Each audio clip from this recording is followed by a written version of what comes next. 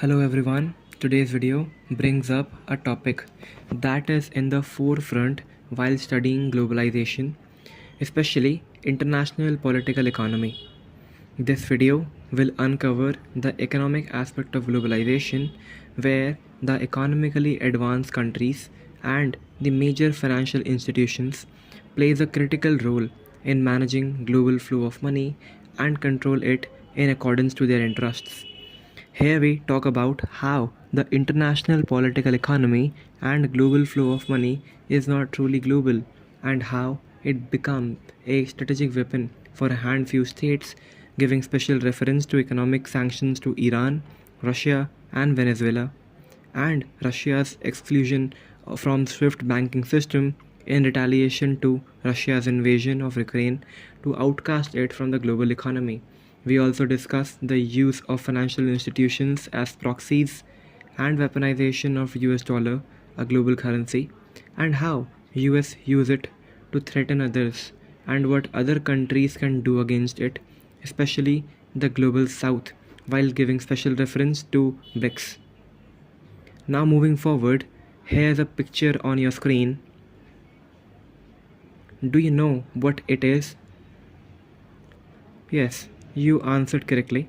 It's a US dollar currency note of United States of America.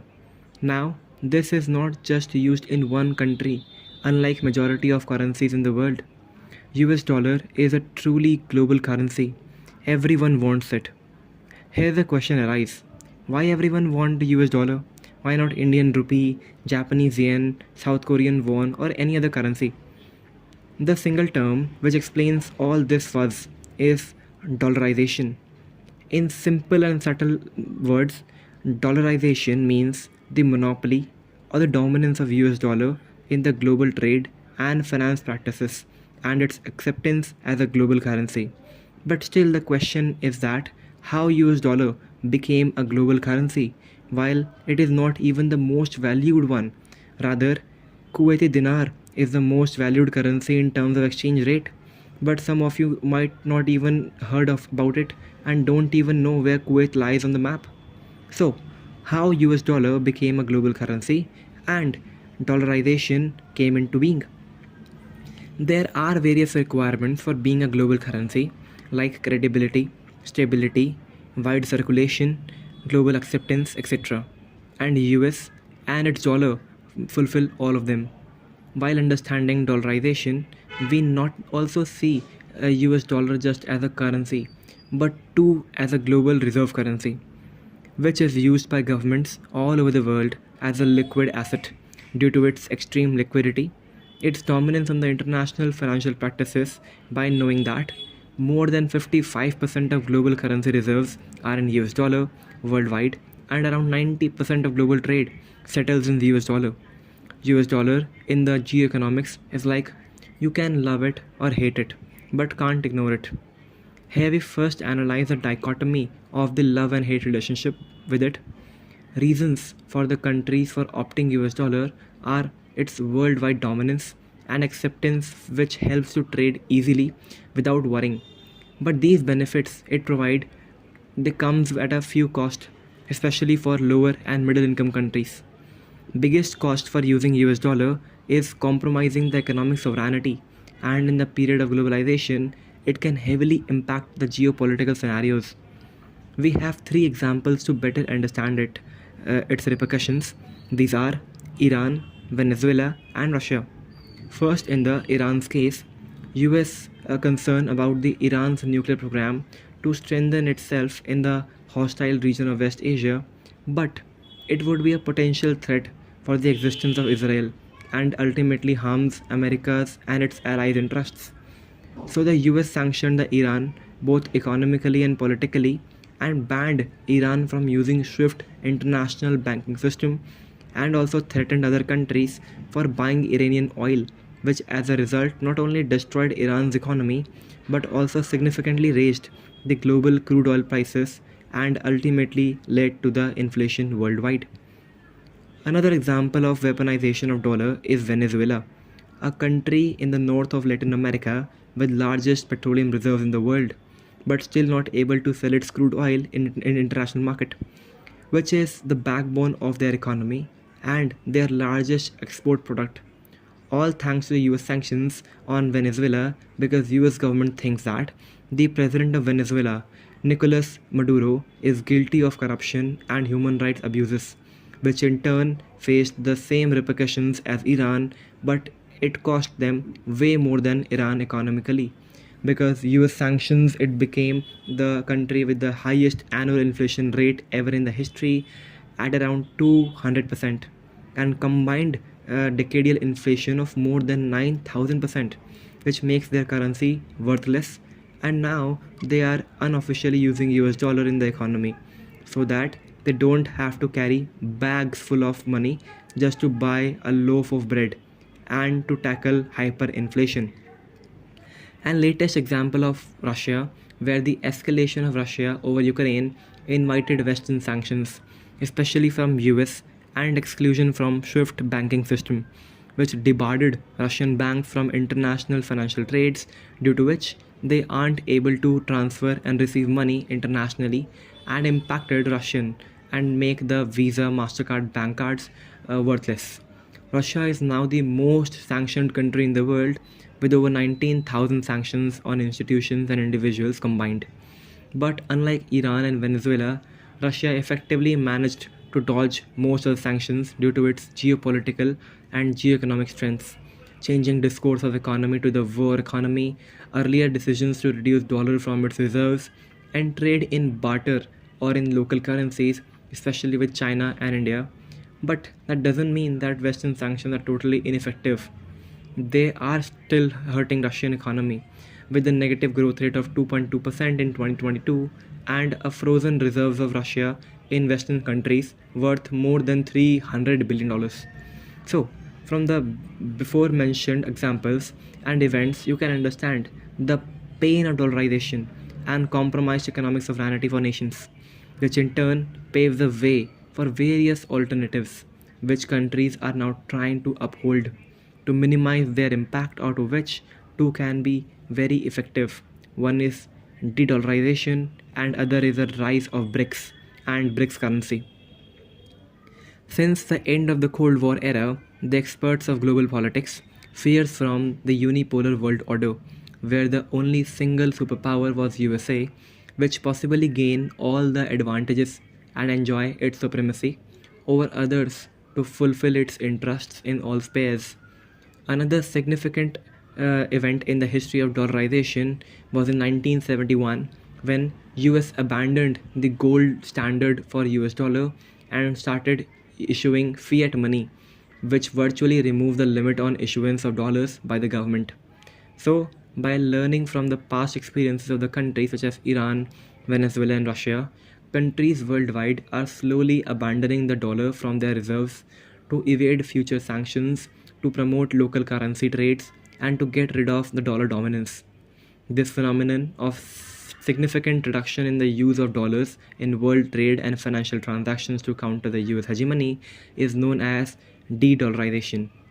There are two scenarios that could erode the US dollar's status.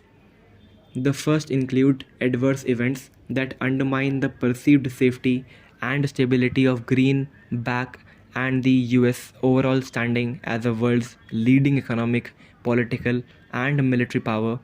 For instance, increased polarization in the US could jeopardize the perceived stability of its governance, which underpins its role as a global safe haven. The second factor involves positive developments outside the US that boost the credibility of alternative currencies, economic and political reforms in China. For example, a candidate currency for reserves must be perceived as safe and stable and must provide a source of liquidity that is sufficient to meet growing global demands. The question here arises is, if de-dollarization is such a reformist step, then what are its impact? Fundamentally, de-dollarization would shift the balance of power among countries, and this could in turn reshape the global economy and markets. Its impact would be most felt in the US, where it would likely to lead to a broad depreciation and underperformance of US financial assets versus the rest of the world. it would negatively impacted by the disinvestment or reallocation of funds from US markets to diverse the portfolios of investors to minimize their potential risks. So, is there any potential alternative for the US dollar? Rationally speaking, there's no potent threat for US dollar hegemony anytime soon. But there are talks about BRICS being the contender in the race of global currencies and can become a torch bearer in the process of de-dollarization. BRICS is an acronym for Brazil, Russia, India, China, and South Africa. The term initially created as BRIC without South Africa by Goldman Sachs economist Jim O'Neill in 2001. South Africa was later added in 2010. BRICS is an organization which seeks to further economic cooperation amongst member nations and increase their economic and political standing in the world. It is among the fastest growing emerging market economies for years. This was due to low labor costs, favorable demographies, and abundant natural resources. The working of BRICS works around three set of joint priorities. First, working to resolve regional problems such as Iranian nuclear program and conflicts in Libya, Syria, and Afghanistan. Second, tackling financial and economic issues like reforms at Bretton Woods twins like World Bank and International Monetary Fund. Third, establishing BRICS interbank cooperation mechanism. BRICS expanded its horizon in 2024 by admitting new member states, which includes Egypt, Ethiopia, Iran, Saudi Arabia, and UAE. Now BRICS countries represents more than 45% of world's population and accounts for a larger share, nearly 36% of the global GDP than G7 countries of 30% when adjusted for purchasing power parity. Grouping is becoming more significant day by day. Its significance grew further when the non-Western countries saw it as an alternative to US dollar and capable of making a payment system like SWIFT to reduce dependence on the West, where the larger rights are held by fewer nations and dominate the system, as we saw in the case of Russia after invasion of Ukraine. So they collectively call for alternative global reserve currency, which I think is not happening anytime soon, as many analysts called it a political fantasy. I rather think that BRICS should prioritize the alternative system of international payments rather than a global currency, uh, such as BRICS currency or so on. As we all know, de-dollarization is inevitable, but question lies, what are the legitimate contenders for global reserve currency, either from euro, British pound, Swiss francs, or from Chinese renminbi, Russian ruble, or Indian rupee? Actually, none of them. Still, after the greater efforts from BRICS and other countries of global south, de-dollarization is still a long way to go, and we don't know how far it can go. Some actually give emphasis to digital currencies and cryptocurrencies, but still the problem lies in both. Digital currencies are nothing but virtual copy of fiat money, just like e-rupee launched by RBI in 2022. It still poses same limitations as the physical money. Secondly, the cryptocurrencies are deeply unregulated and subject to fluctuations because they are highly futile due to their market volatility. See, for example, the market price of Bitcoin in last 5 to 10 years. Cryptocurrencies, due to their unregulated nature, are among the least transparent among all the alternatives, which led to the illegal transfer of funds, which would be untraceable for authorities, which paves the way easier for money laundering and terror financing. So, what the governments can actually do on ground to effectively counter the effects of dollarization? There are three options for them, but first two would be extremely difficult to implement.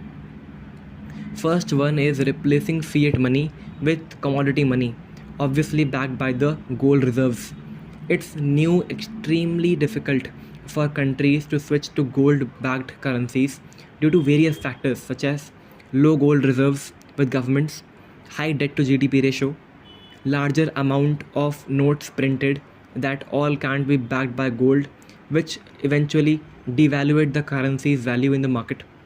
B. To make consensus by member states of groupings like BRICS to form a basket of currencies. According to their contribution, the value of the currencies should be set, which make a common currency for a group, but it had been a bone of contention with most of the members because of their own geopolitical reasons. I'm still saying that US dollar is not going to lose its hegemony anytime soon, but it doesn't mean that it never have. De-dollarization is inevitable. Third option, not just for BRICS, but for organization or countries to bring a robust and credible international banking payment system like SWIFT, which would help to overcome the sanctions of SWIFT by the West and would lead to a more legitimate towards de-dollarization.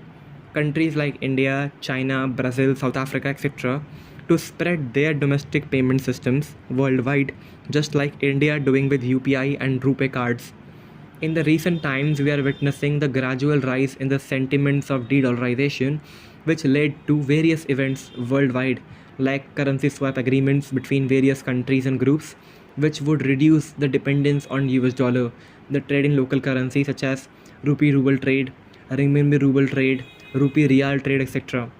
And most important one, the end of petrodollar between USA and Saudi Arabia, which further damaged the dollar but in the minimal amount.